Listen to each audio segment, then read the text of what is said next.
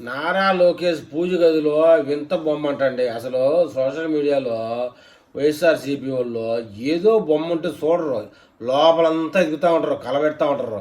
మొత్తానికి ఏదో పిల్లోడు ఆడుకునేది బొమ్మ అది. మా ఇంట్లో పిల్లోళ్ళకి, చాలామంది ఇంట్లో పిల్లోళ్ళకి ఉంటుంది అలాంటి బొమ్మ. ఆ బొమ్మ చూసి క్షుద్ర పూజ చేశారంటూ, క్షుద్ర పూజలు అంటూ ప్రచారం.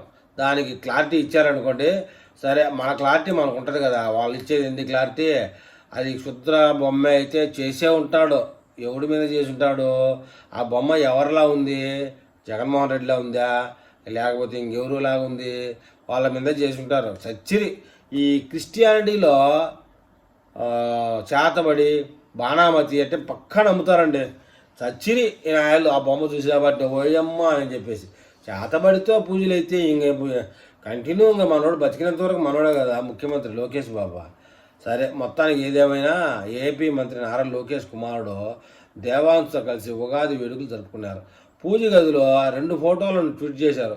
అయితే పూజ గదిలో విచిత్రమైన బొమ్మ కనిపించింది. కొందరు క్షుద్ర పూజలు చేస్తున్నారంటూ సోషల్ మీడియాలో ప్రచారం చేస్తున్నారు. దీంతో మంత్రి లోకేష్ స్పందించి పూజ గదిలో ఉన్న బొమ్మ క్లారిటీ ఇచ్చారు. అది మా వాడు ఆడుకునేదిరా నాయన, అది ఏదో గుడ్డలు కట్టి ఆ బొమ్మకి ప్లాస్టిక్ బొమ్మ కాడ పెట్టుకుంటారు అని చెప్పేసి ఆయన చెప్పడం జరిగింది. దాంతో వీళ్ళేమి శాతించలా, భయపడే ఉంటారు వీళ్ళు. ఇంకా దానికి విరుగుడని అయ్యని ఏని చేయించుకుంటారు.